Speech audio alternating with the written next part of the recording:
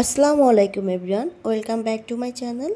আজকে আমি আপনাদেরকে তৈরি করে দেখাবো জলপাইয়ের টক ঝাল মিষ্টি আচার। বছরের এই সময়টাতে কিন্তু বাজারে অনেক জলপাই পাওয়া যায়, আর সেই জলপাই দিয়েই আচার বানিয়ে কিভাবে সারা বছর সংরক্ষণ করা যায় সেই রেসিপিটি আজকে শেয়ার করছি। আর জলপাইয়ের আচার তৈরি করার জন্য আমি এখানে নিয়েছি 1 কেজি ফ্রেশ জলপাই। আর জলপাইগুলোকে আমি আগে থেকেই ভালো করে ধুয়ে পানিটা শুকিয়ে নিয়েছি। এবার আমি একটা অন্য হাঁড়িতে দিয়ে দিয়েছি পানি ফুটে আসলে আমি এক এক করে সব জলপাইগুলো পানির ভিতরে দিয়ে দিব।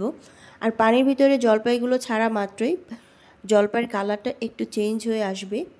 এরপরে আমি 2 থেকে 3 মিনিট পর্যন্ত এটাকে ভালো করে ফুটিয়ে নিচ্ছি। জলপাই সিদ্ধ করতে দিয়ে আমি এদিকে একটা মশলা তৈরি করে নিব। নিয়েছি 2 টেবিল চামচের মতো পাঁচফোড়ন, 3টা শুকনো মরিচ, 1 টেবিল চামচ জিরা আর হাফ টেবিল চামচ নিয়েছি ধইনা। এবার আমি সবগুলোকে খুব ভালো করে ভেজে নিচ্ছি। ভাজা মশলাটাকে আমি গুঁড়ো করে রেখে দিচ্ছি। এদিকে আমার জলপাই সিদ্ধ কিন্তু হয়ে গিয়েছে। আমি জলপাইটাকে 80% করে সিদ্ধ করে নিয়েছি। এবার জলপাইগুলোকে আমি খুব ভালো করে ছেঁকে তুলে নিচ্ছি।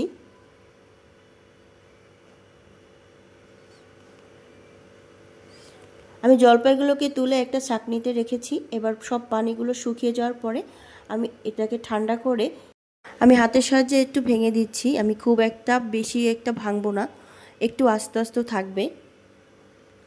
এভাবে সবগুলো জলপাই আমি ম্যাশ করে নিয়েছি। এবার চলে যাচ্ছি আচার তৈরির মেইন রেসিপিতে। আচারটা তৈরি করার জন্য আমি এখানে একটা ফ্রাই প্যান নিয়েছি। আর ফ্রাই প্যানটা গরম হয়ে গেলে আমি দিয়ে দিচ্ছি সরিষার তেল 1 কাপ, দিয়ে দিচ্ছি রসুন কুচি 2 টেবিল চামচের মতো, দিচ্ছি পাঁচফোড়ন 1 টেবিল চামচ আর শুকনো মরিচ দিয়ে এবার আমি সবগুলো খুব ভালো করে ভেজে নিচ্ছি।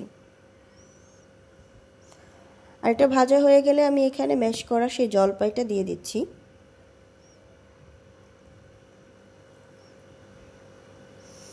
জলপাইটা দেওয়া হয়ে গেলে আমি এখানে দিচ্ছি 1 চিমটি পরিমাণ হলুদ গুঁড়া।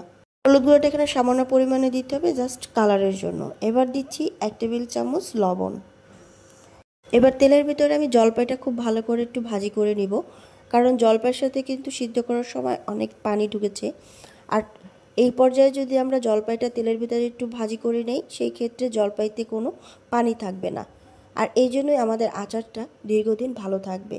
আর এই পর্যায়ে আমি দিয়ে দিচ্ছি সেই গুঁড়ো করে রাখা মশলাটা। আমি এখানে 1 টেবিল চামচ ব্যবহার করেছি, আপনি রান্নার শেষে আবার 2 টেবিল চামচ দিয়ে দিব। গুঁড়ো মশলাটা জলপাইয়ের সাথে মিশিয়ে নেওয়ার পরে আমি এখানে দিচ্ছি চিনি। এখানে আমি চিনি দিব 2 কাপ। 1 কেজি জলপাইয়ে 2 কাপ চিনি দিলে মিষ্টিটা আমার কাছে একদম পারফেক্ট লাগে। চিনিটা দেওয়ার পরে আচারটা একটু লিকুইডি ভাব আসবে, কিন্তু ভয়ের কিছু নেই। চিনির পানিটা টেনে আসলেই আস্তে আস্তে আমাদের এটা ঠিক হয়ে যাবে। আর এই পর্যায়ে কে কতটুকু টক ঝাল মিষ্টি খেতে পছন্দ করেন সেই অনুযায়ী একটু চেক করে নেবেন। এবার আমি এই আচারটাকে 2 থেকে 3 মিনিট একটু জাল করে নিচ্ছি।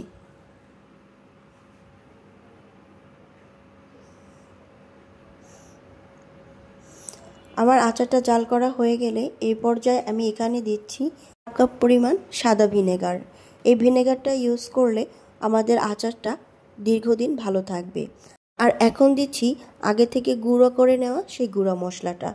রান্নার শেষে এই গুঁড়া মশলাটা ইউজ করলে আচার থেকে খুব সুন্দর একটা ফ্লেভার আসে। এবার আমি ভিনেগার আর এই মশলাটাকে খুব ভালো করে আচারের সাথে একটু কষিয়ে নিব। আচার যদি আমরা দীর্ঘদিন সংরক্ষণ করতে চাই, সেই ক্ষেত্রে অবশ্যই ভিনেগারটা ব্যবহার করতে হবে।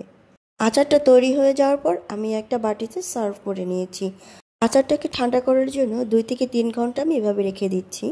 আর আচারটা ঠান্ডা হয়ে গেলে আমি একটা কাচের জারে করে আচারটাকে সংরক্ষণ করব। কাচের জারে আচার রাখলে দীর্ঘদিন ভালো থাকে। আশা করি আজকের জলপাই আচার রেসিপিটি আপনাদের অনেক ভালো লেগেছে। আর ভালো লাগলে অবশ্যই আমার চ্যানেলটাকে সাবস্ক্রাইব করে আমার চ্যানেলের সাথেই থাকবেন।